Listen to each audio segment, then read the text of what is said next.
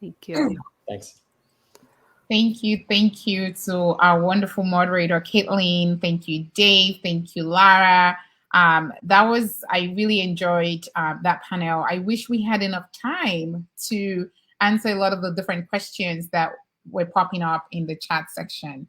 But those are questions that we can certainly bring up at maybe a later time somewhere today. A lot of those questions still sort of resonate with the theme of the conference. So please keep your questions coming. And Caitlin is happy to, thank you, Caitlin. I'm looking at the chat and I see you dropping out. People can connect with you. Happily is at happily.com. And you can reach Caitlin at caitlinisler@happily.com as well. Next, I will bring on the next panel, which I am super excited to be moderating. This panel is about caregiving. It's about childcare. It's about caregiving and flexibility in the workplace. And this is presented by care.com. Thank you, care.com, for sponsoring this particular panel. As we know, childcare is in crisis in America, and parents have had it. It's affecting how we work. It's affecting how we show up. And we cannot talk about childcare or caregiving without talking about flexibility, because as we know, everyone is being squeezed and time is of the essence when you are caring for young ones. And so flexibility is key when we have to handle drop-offs or pick up or a sick child or a sick parent. So I am excited to bring on my wonderful friend, Erin. Erin is a co-founder at Chatter. And hi, Erin. Thanks for joining us. And I also will be bringing on my wonderful friend, Sheela, who is VP of Future Forum at Slack. And she's also a wonderful new author of The Future, How the Future Works. I don't want to mess it up because I actually just got the book. But thank you for joining us. I think we will also be bringing on Natalie at care.com. She is hi, Natalie. Thank you for joining us. We were worried that we'd lost you back there, but thank you so much for joining us. I am super excited to kick off this particular discussion. And this is one that is near and dear to my heart, which is exactly why I raised my hand and said, you know what, I will be the one moderating this one. Childcare is a big issue in America. Everyone is complaining about this because 41% is the increase that we've seen in childcare costs. Parents cannot afford this. And so I'm actually going to throw this to Natalie. I know you just joined us, but I want you to open this up. What is going on? What is going on with childcare in America right now? It's a great question. Here is the reality. Care in the U.S. is getting worse by the day. And while certain things have improved since the height of the pandemic, for example, schools are now open again and full-time classroom learning is possible, parents of younger children are still struggling. The most recent data shows that almost 9,000 daycares across the country closed in the past 2 years. They're not reopening.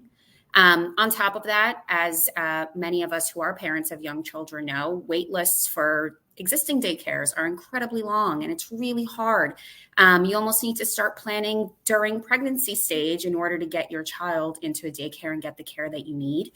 And so when you consider that pre-pandemic, more than half of American families lived in a childcare desert, you compound that with, over the course of the pandemic, what has happened with daycares and the ability to get childcare, the magnitude of the issue crystallizes very quickly. And so, I'd say in addition to that, what we've seen is a vast number of working parents continue to work remotely. So even if they were among the few who had access to on-site childcare provided by their employer, that's probably no longer as convenient. The way that we work has changed, but the way that we care for our children has not evolved as quickly. And so more and more parents are looking for in-home solutions. And in some areas, they're able to find them, in others, they're not. All of that is bad news. But there's also good news. And some, if I was going to share some of the shining lights or areas of that we're excited about. I think one shining light for us has been that employers are starting to step up and really understand how critical access to care is for their employees. And candidly, how important it is to provide access to care in order to meet their business objectives. Earlier this year, we published a survey of HR leaders on how they've responded to the pandemic and the care benefits that they offer their employees. And what we've learned is offering care is a trend that will stick. If I was going to share some of the findings from that survey, I'll read a few numbers, so bear with me. I will bring it up. When it comes to impacting their businesses, 90% of employers said childcare benefits have positively impacted talent recruitment and retention. 88% report that childcare benefits boost productivity, and 90% say they help support a diverse and inclusive workforce. When it comes to progress in 2020, approximately 43% of the companies we surveyed offer childcare benefits. That number grew to 50% over the course of the past 2 years. And 57% are prioritizing adding more childcare benefits this year. And so I'd say while there's still a long way to go, we're finally starting to move in the right direction. And that's by getting working parents access to the care that they need and having their employers step up. Thank you so very much, Natalie, for sharing a lot of those statistics. I think it's important. I love data. I think it's my engineering background. And speaking of data, 93% of employees want more flexibility. And this is one that the statistics that I gleaned from Sheela in your book. You talked about how the future works, and we know that when it comes to childcare, when it comes to caregiving, we can't talk about those things, or even remote work. We can't talk about those things without talking about flexibility. How important is flexibility to the childcare crisis or to the caregiving crisis? Yeah, so I think before we talk about flexibility, I think it's important to acknowledge why flexibility matters. And what we are seeing from our data is that employed caregivers are spending 30 hours per week providing unpaid care. And at the height of the pandemic, one of the reasons why we saw a She Session was that people were spending upwards of 52 hours per week on unpaid care. And we're not necessarily monetizing unpaid care when we're looking at our overall GDP. And this is the reason why we're seeing so many people leave the workforce. 1 in 3 women are looking to leave the workforce entirely or downshift their careers. And that's a problem, especially when you look at the Great Resignation and overall labor shortages that are happening across the country. So given those trends, what we're seeing from the data is that 94% of employees globally want flexibility in when they work, whereas 79% of employees want flexibility in where they work.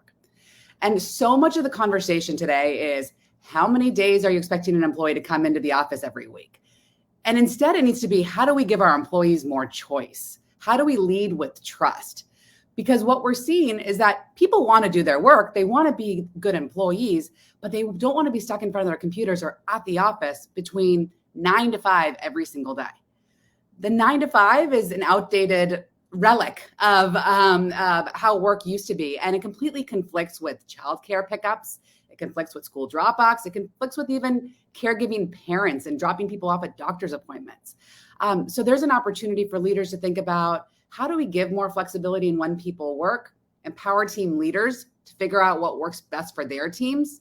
And also on the front line, for those who are not working at a desk, how do we think about shifts in terms of swapping shifts between employees, or even making shifts more parent friendly?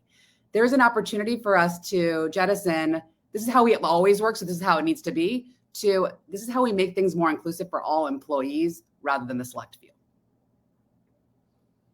Thank you so much for that. I think for sure we need to acknowledge the fact that Elon came out this week with, and this was a question that came out in the chat, and this is what I mean when I say that we plan on addressing everybody's unique challenges or questions.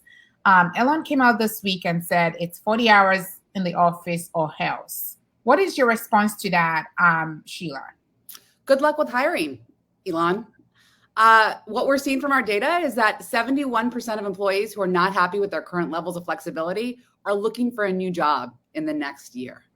And I think that in addition, when you're talking about diversity, equity, and inclusion, I don't know if Elon's really talking about that, but that and flexible work planning need to go hand in hand.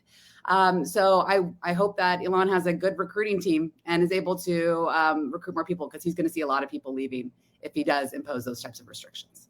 I think it's just important to note, like, he's not leading with trust. He's leading with, I did it this way, so you need to do it this way. And again, from our data, what we're seeing is that that's not what people want. They want to be trusted to do what's best for their jobs as well as for their own lives. And leaders need to pave the way there. And when we talk about, obviously Elon and his, just, I feel like he's always wanting to be in the news, whether it's with Twitter, and we know Twitter also said, employees can now work indefinitely from home. And so that's an issue. Sorry for the background noise here. But I'm going to kick it off to Erin. Erin, Chatter's mission is to transform every workplace and catalyze a new era of dynamic organizations where all workers thrive. We know that caregivers cannot thrive if there's no childcare, if there's no flexibility. How is Chatter enabling organizations, or how can employers enable their caregivers to thrive? Well, I'm glad you said employers, because I think what's happening, and probably a lot of the people that are here right now are actually other parents who already have so much on their plate that are also still trying to change their workplaces to make them better for themselves, and also for hopefully for me, like my North Star is my kids. And I'm sure a lot of you in the conference right now feel the same way, like the workplace has to be better for them. I think that there's so much pressure on the private sector right now to step up and lead in things like caregiving. There's no government solution right now to national paid family or medical leave. There is, and a lot of the crush is on HR, who's trying to solve the flexibility, as you mentioned, and how do we work differently, and then how do we support employees? How do we address recruiting? And there's just so many issues that HR, we actually wrote about it on Tuesday, like are just so burned out. Everyone's really burned out. Mothers are burned out. And so there's just so much pressure on the private sector right now. And I think thinking through what we've been doing with a lot of organizations is helping them think through what they need. Actually, we use a lot of the Future Forum research too, which is really helpful in thinking through what their DEI strategy should be. What flexibility, as Sheela pointed out, on both time and place. A lot of people think so much about, okay, now it's just these 2 days, but actually they're missing the point of what coming in together, the benefits of hybrid work, those strengths of traditional co-location, and also the benefits and flexibility of remote work, where also Future Forum, I'm sure Sheela will share the data soon, but about the, higher engagement scores that we're seeing with workers of color during the pandemic. And so there's so much that we're actually trying to figure out with organizations and steering them towards this better future in which there is more flexibility, in which there is more autonomy. And ultimately that'll lead, we believe, to just more productive, happier organizations and people. Thank you so much, Erin, for sharing that. I'm going to kick you back to Natalie at care.com. What we're seeing is that employers are starting to recognize that childcare, or even care in general, affects their bottom line. I think we're starting to see, I think Facebook is providing stipends, childcare stipends to their employees. A few organizations are starting to think more holistically about how they care, not just for mothers, but also for everyone, right? We have, women and men and caregivers in general thinking about childcare, elder care, pet care, an aunt or a disabled partner or a sick partner. So what are you seeing and what are you hearing from employers? We know that COVID happened and we are now moving into this post-COVID workforce. What are you seeing and hearing from employers right now on how they are supporting caregivers in the workplace? Absolutely. So maybe to echo a little bit of what Erin said, we are starting to see employers connect the dots between what's good for their employees and what helps them achieve their business objectives. And childcare is at the forefront of that. In our research, the top priorities of employers were first, talent recruitment and retention. So ensuring, particularly during the Great Resignation, that they were able to retain their employees and also have a diverse enough benefit set in order to recruit and replace employees who they lost. The second objective for them was to drive productivity. And then the third is, from a priority standpoint, was to continue to build diverse and inclusive workforces.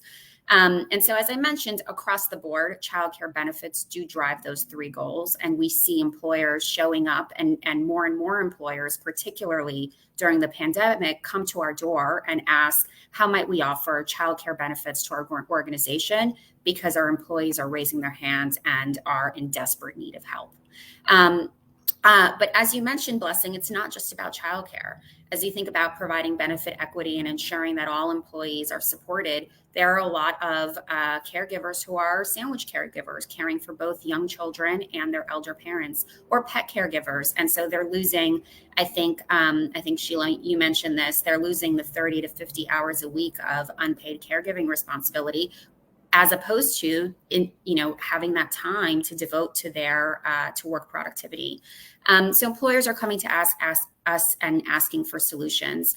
Pre-pandemic, on-site childcare was a solution. So many employers offered co-located daycare centers on their premises. In a hybrid work environment, in a flexible work environment, that may not be the best solution. And so as we talk to employers, it's really about offering flexible benefits in the same way that they're offering a flexible working environment for their workforce, to ensure that families are able to choose what is the best care solution for them. Is it getting a caregiver in the home if they need to take their parent to a doctor's appointment? Is it ensuring that there's access to a nearby daycare center for a backup care solution? Or is it actually just giving them access to find a caregiver when they are in need for a long-term care? So something like a nanny or a long-term housekeeper. And we at care.com are able to support the flexible array of all benefits to ensure that families have that choice that they need. I love that so much. Thank you, Natalie. I mean, I think that's one of the reasons why we are partnered with care.com, is just the wide offering that you all have, whether it's a babysitter or a nanny or housekeeping or pet care or elder care. So thank you so much for joining us today. We are starting to receive some questions from the audience, so please keep them coming. We love seeing questions. We have 2 so far, so I will direct the very first one to you, Sheela. The question is, do you think that some segment of companies or industries will continue to prioritize the traditional 9-to-5 model? And these employees, will this become homogeneous in this respect, or do you think the preference for greater flexibility will be pervasive across all labor and business sectors? So we'll let you answer this one. Yes. So we are undergoing a labor shortage as an economy right now. And what we are seeing is that leaders who are saying you need to be back in the office from 9 to 5, 5 days a week, are experiencing a backlash. We've seen a range of CEOs across financial services, retail, even tech, saying this is how it used to be, this is how it needs to be. And as a result, people are walking out, or they're petitioning, or they're saying no. I think that there's some sectors that are going to prioritize the in-office or at the worksite model, because whether you're manufacturing or doing some type of development, that could be prioritized. But there's increasing conversations about the need for flexibility. As I mentioned earlier, 71% of employees who are not getting the flexibility they want are open to looking for a new opportunity in the next year. So what we encourage leaders to do is ask why. And what I mean by that is, I was at a dinner last night with some financial services executives talking more about flexibility. And they said, well, we need people to come back into the office because we need to know that they're working. Why? Haven't we been working for the last 2 years? And so what's been refreshing to see is that many executives are open to asking why, but many executives continue to think this is how it needs to be. And we're seeing the results in the numbers. So those who are back in the office full time are experiencing a 2x steeper decline when it comes to overall employee experience. They're more likely to look for a new job. And so as we talk about the Great Resignation, it's really critical that leaders start listening and they start asking for feedback. Otherwise, people will leave their organizations. And that's true, right? I think the numbers that we're seeing is that there are 5 million more jobs than people in the labor market. And I know, Erin, that is a number that you follow closely at Chatter, as you all continue to, connect with CEOs and corporate leaders through your work and through your content. Can you share with us what resources exist to support these employers? Because I feel like a lot of this is education, right? Sheela mentioned, you connected with employers, and they're saying we want people in seats. And we've been working for the past 24 months, and we've been productive. And so why do you want us in seats? So Erin, how are we having these conversations? Because I feel like, we've been talking to ourselves for so long as, women, as leaders, as mothers, and it's no longer making sense. So we need to start talking to employers. So how are we having these conversations? Is there something that we are not saying? Because I'm confused why we're still here. Yeah, I mean, so yes, I think a lot of us are, because there is really strong data out there that executives do see, but they still feel, like Sheela was saying, that that to trust their employees, they have to see them. And that's such an outdated way of thinking. I mean, companies just don't really know how to lead people. And frankly, like, there wasn't a lot of investment in management and leadership training. What happens at a lot of companies is what we call like add-on management, in which someone's really good as an individual contributor and then becomes a manager and then becomes a leader, and no one really teaches them how to be a manager. And actually, to be a great manager in February 2020 looks so different than it does today. Like, you could be a great manager before the pandemic by managing someone's output from 9 to 5.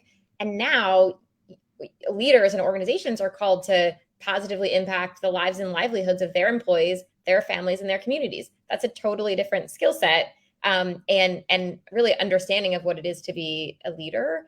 And so this is all to say that I think, they're pushing really hard to do this thing that they really feel familiar with and comfortable with. And it takes a lot of escape velocity to resist the gravitational pull of the status quo. And so I think that what's going to have to happen, it's also the rise of employee activism, and not to put it on employees, but employees are speaking up, as Sheela pointed out, louder and louder, and they get to vote with their, resignations and accepting new jobs. And now is a great time. If you're unsatisfied with your company, like, it could not be a better time for you to actually find a company that is more in line with your values and beliefs, and ready to support you and what you need and your entire, from a career perspective and a personal perspective. And so I think what we'll see is, like, the companies that win are, in the future, near term, are the ones that actually are listening to their employees, trying to create a place where everyone can kind of thrive and have a shared future together, where they're investing in flexibility. They're thinking about flexibility, as we said, on kind of 2 dimensions, in place and time. And yeah, but in terms of resources, there are, Future Forum does these pulse surveys that are great. I mean, the data is all there, and a lot of people are just ignoring it because they want to hold tight to the old ways of working. And these are the same people who believe that they have a meritocracy. They made it to the top of the company only because of their skills and abilities. And they're not really recognizing kind of what a lot of us have learned over the past few months, which is, like, rigidity of work is gone and flexibility is here to stay. There is deep systemic racism and white supremacy culture in our workplaces that needs to be dismantled. So it's just so deep. Yeah. So I feel you, and it's frustrating. Deep. And I think it's yeah, the change is going to be It's very frustrating. Thank you so much, Erin. It's very frustrating. And this is what frustrates us at Mother Honestly. And a question came in from the audience. What can ERG leaders do to ensure that their corporate leadership provides childcare as a benefit to employees? So whether that is backup childcare, financial stipends, corporation subscriptions. And I think this is a good way to ask this question. Should companies subsidize childcare? I understand backup care. I get that. I think that's like 0 to 15 days. But should companies subsidize childcare? Why or why not? Natalie. It's a tough question to answer. And I say that because I see employers wrestle with this question all the time when they're coming to care.com. From an ERG standpoint, I'll answer the first one, which is your first question around ERGs. Erin, you mentioned this. Employee activism is so important and crucial here. If we as leaders, if we as employees are not bringing our whole selves to work, and by the way, through the pandemic, our employers now have a bird's eye view into our homes and our kids and our parents and all of the other outside obligations that we have. If we're not bringing our whole selves to work, raising our hands and saying this is untenable, and communicating, and the ERGs are not communicating that to leadership, that's a problem. And frankly, that probably isn't an organization I would want to work for if folks are not recognizing that employees are more than just their 9 to 5. And there's more going on. And in order for employees to be productive and to deliver the business objectives that the company has, there needs to be more done. And so the question of childcare benefits and how employers can respond to that is a good one. We serve employers who have 250 employees all the way up to massive Fortune 500 organizations. And what I would say is the ability for an employer to offer childcare benefits obviously will vary based on size of organization and available budget that they have. And so there's an opportunity to offer backup care. We actually, Blessing, you mentioned 0 to 15 days. We have some employers who are offering upwards of 45 days. And that becomes a very large portion, and it renews yearly. And so that becomes a really big help to their employees. The other thing that we do have employers starting to step up and want to offer is subsidized care. And so it is still a certain number of hours over the course of the month or a year, but they're starting to think about how might we extend beyond just the emergent backup care need and start to support employees with a subsidized care solution. What does that look like? We help guide them through that process as well. And the one thing that I do want to say, and we'd be remiss not to say, is it's not just childcare, it's not just senior care, it's also mental health help and resources. And so as we think about care benefits, that's one thing, particularly as a result of the pandemic, that we can't discount. And we see more and more employers asking for help supporting their employees in that way as well.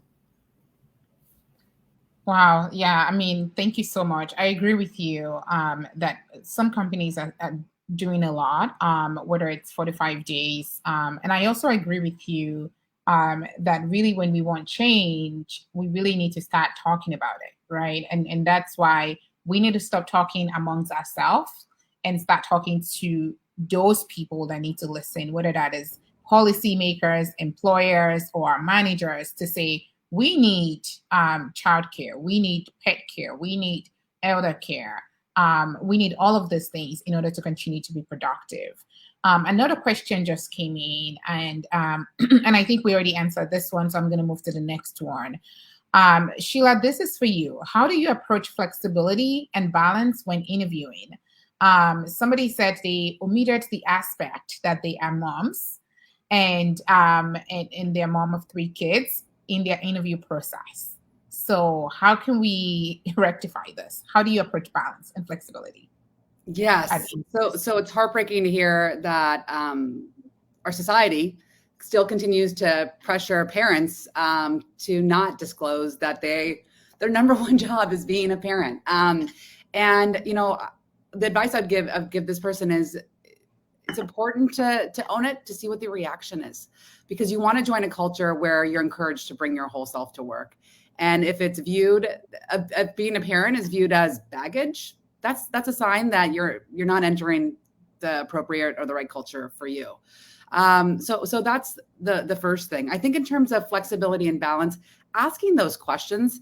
Oftentimes the interview process is one way where leaders are asking you a bunch of questions, but this is an opportunity to ask leaders questions. In my past, when I was a new mom, I remember interviewing at a company, and the second thing the person said was like, they work all the time and they never see their kids. And I didn't go back for another interview because that was a sign for me. So ask, how do people operate? How do teams operate? How do they approach flexibility and, more importantly, choice when it comes to work? And also take a look at the executive team and the senior leadership team. We're currently living in a monoculture. 2/3 of C-suite executives are white men. And take a look and see how many people on the senior leadership team are working parents, are working mothers, and get a sense for how supportive the culture is by asking those questions and seeing what the composition of the overall organization looks like. Oh, thank you, Sheela. I mean, I think that statistics that there are more Johns as CEOs in Fortune 500 or Fortune 100 companies than there are women. That's the one that it just never left my brain. Okay, it just never left. So another question that came in, and Erin, I think this is a good one for you. What advice or recommendations do you have for responding when questioned or pressured to join meetings that you may not have the energy to partake in and may not be able to give 100% to?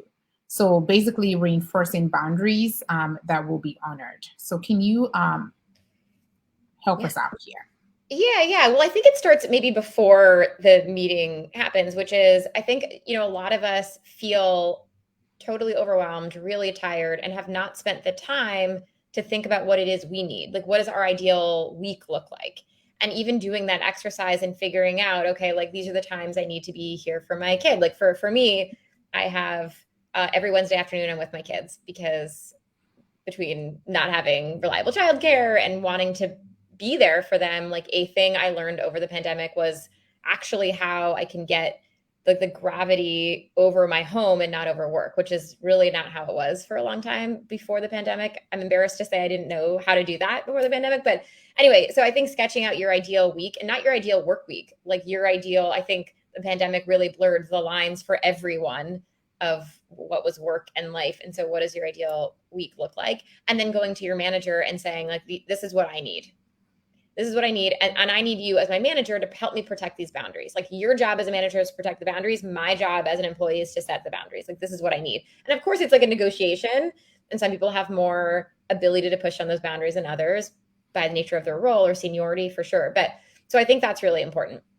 And as part of that, you're figuring out like when you have, what are your energy peaks and what are the lulls, and how can you kind of like organize your week around the kind of work that you do so that you can be the best parent that you want and need to be and the best employee that you want and need to be. So that feels like a very first step. And then in terms of how do you do it during if a meeting comes up, I think being as clear as possible to say, like, this doesn't work for me. And actually, so when I was at the Times, I reported to men almost the entire time I was at the New York Times. I started reporting to a woman, and she told me a story. And she said, we used to have this Monday morning meeting at 8:30 in the morning every Monday, which is so hard as parents who know that that time is like so hard after a weekend. It's really hard to get your kid like motivated on a Monday. But she did it for 1.5 years. And a new male executive came in and who had much older kids out of the house. And he said, you know what? I visit my girlfriend on the weekends in DC. And so Monday mornings don't work for me. And they changed the entire meeting. And it was such a lesson for me that if you don't ask for what you need, you will never get it. And so I'm going to pass that on to whoever asked that question and anyone else that. Wow. That just blew my mind. That literally just blew my mind. And we've heard this examples like this all the time when, it's a similar one to breastfeeding and pumping at work, where easily we provide, smoke breaks, right? Which we know that a lot of men, the majority of men are the ones taking the smoke breaks, and we provide that easily. And when it's time to provide breastfeeding breaks, that's an issue for everyone. So it's, Gee, that just blew my mind. Thank you so much, Erin, for sharing that. Another question came in, and I think this is very important to me because every time we talk about care benefits, and I'll push this to Natalie, coming back to you again. Every time we talk about benefits for care, especially childcare, because that's the 55% of those who left the workforce left because of childcare reasons. And every time someone is asking for childcare as a benefit, the response is always, that's just not fair. Like, it's not fair to everybody else that we would give this as a benefit to you when there's so many other people that are single or people that don't have kids that, will be left out. What is your response to that? The fact that we need to ask the question is crazy, just so that we're all on the same page. If we're not parents, we will be parents. We work with parents. We have parents. And the alternative is, what does a workforce look like with no working parents? Right. I really struggle with the sort of the basis and sentiment of that question. What I will say, though, is a fair question is childcare benefits enough? And I think that's the question we should be asking. Childcare benefits is the base of what we should be offering as employers to all of our employees. But is that enough? Does that reach all employees who need the care benefits in order for them to come in and be productive at work? And the answer is no. And so in addition to childcare benefits, not in lieu of, we should be thinking about our senior care benefits. We should be ensuring we're supporting our employees who need mental health, their support with mental health, ensuring we're supporting the care benefits for pet parents. And look, this is really about not just ensuring employees are productive and engaged at work, but ensuring the business bottom line is met. And we've seen the statistics, and it from a business ROI perspective, it is the right thing to be doing. Oh, I love this so much, especially since 8 out of 10 employees are caregivers. It's a no-brainer. And for me, I think, one of the questions when it comes to care is then how do we make it flexible so that anyone can actually use their care benefits? So that, if you're using it for childcare, great, that is what is important to you. And if you're using it for pet care or elder care or housekeeping, which I argue is a workplace issue. Everybody that knows me knows that I have said this multiple times. We've seen Amazon getting sued by employees because of their remote work expenses. If we are being expected to work from home, should companies be subsidizing our care at home? Sheela, what do you think? Should employers be subsidizing care? I think yes. I think employers should be. I think that that in addition, I think we need to think about what types of forms care takes. I think as an example, before the pandemic, 2018, I had a 6-month-old daughter. I was still breastfeeding. I was asked to go join my team in London to host an event. If I were to fly from San Francisco to London, that would take a while, and I would be there for at least 6 days. So I asked the question, can you pay for a caregiver ticket? Because I'm breastfeeding and I don't feel comfortable leaving my baby so young to go leave for a week. And the answer was yes. And so it's that type of, those types of experiences that also just shape your loyalty to a company. So to answer your question, in terms of if you're working from home, should caregiving be subsidized? Yes. But I also think that employers need to be very creative about how they're thinking about caregiving, especially as things open up. If you're asking people to travel, if you're asking them to be separate from their families for weeks at a time, you need to think about where you're investing your dollars. And in an ideal situation is you can subsidize, especially when mothers have newborns or young kids that they're still taking care of. Absolutely. Thank you so much, Sheela, for that. It has been, this is my favorite panel. I always love talking about caregiving and childcare. But I have one last question that came in from the audience that I think we have to absolutely tackle, which is moms with or caregivers in general with non-linear or atypical career trajectories who want to transition to flexible remote roles. So Erin, I'll give you the opportunity to answer this one first, and then we can go back to Sheela. But these are the folks who find themselves, as this attendee says, is they find themselves disenfranchised in being able to vote with their feet and walk away from employers who refuse to engage in meaningful dialogue about their employees' need for flexibility. How do we tackle this, Erin? So yeah, I mean, I think there are two parts. So one is, like we were saying before, what is it that you need personally in a dream world? Like, what does flexibility mean to you? And what is required? What are your responsibilities that are not in the workplace? And how, like, when do you need to be there, and who do you need to be there with? And I think defining that for yourself is really important. And a lot of times, again, like in my experience, a lot of employees miss that step, and they have this expectation, but they haven't yet done their own work to figure out what it is they need and what they're going to ask for. That is not just like, I need flexibility, but just like very specifically, what are the things that I need? And to Sheela's example, like maybe it's actually a smaller change, like one thing that feels like an easy yes.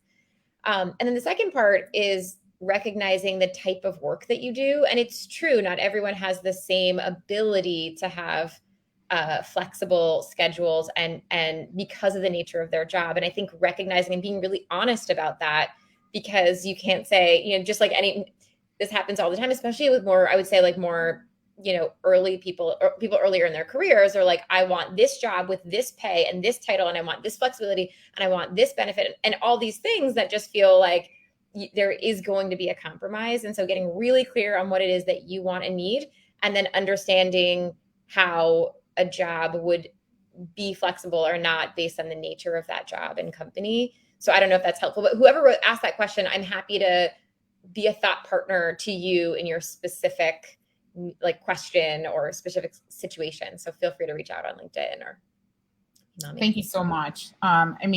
First of all, I just want to say thank you to this wonderful panel. Sheela, if you want to share a little bit about your book, which I absolutely love, I think this would be a great opportunity, how the future works, right? Yes. So thank you, Blessing. How the Future Works, released May 17th, is a blueprint for leaders on how to develop flexible work, both in where and when people work. It offers that guide so that you have step-by-step manual for having the conversations and leading with intention as we navigate this new way of working. We hit the Wall Street Journal bestseller list for the second week in a row. So it's been really wonderful to see the reception and the willingness to have the conversation. And I'm really excited to continue it in the coming weeks and months. Oh, congrats, Sheela. Really appreciate it. Natalie, any final words for working caregivers that are just, quite frankly, exhausted with the crisis? What final words do you have for us? I think we've mentioned it a lot, and I'll echo what both Sheela and Erin, I think, have brought up before, which is you have a voice and you should use it, whether that's ensuring that you're setting boundaries at work and ensuring that you're having the conversation with your manager to share what is not working, or reaching out to HR to talk about what benefits are available to you. And if there aren't any, starting to ask the question why and what might we do to fix it? Because if you're having problems at your job, I'm sure there are other peers of yours, maybe even senior leaders who are experiencing the same issues. We're all in this together. It is a village. It's true at home. It's true at work. And so use your voice. That is the biggest piece of advice that I would give anyone who's currently listening. Absolutely. And Natalie, a question just came in, which is, how do employers or HR leaders get in touch with care.com to see the options that they can provide to their employees? So I'm assuming this is an HR person wanting to connect with care.com. Absolutely. So there's two ways. You can reach out to me directly on LinkedIn, which will be the quickest path. You can also visit care.com/work to find out about the array of benefits that we offer to our employer partners. Thank you so much. Oh, I feel like I got a lot of my questions answered as a result of this. Thank you, Erin. Thank you, Sheela and Natalie, for joining us. The future only works when everyone cares, and caregiving is depending on work, and work is depending on caregiving. So we have to make it work. And so I appreciate you three joining us today.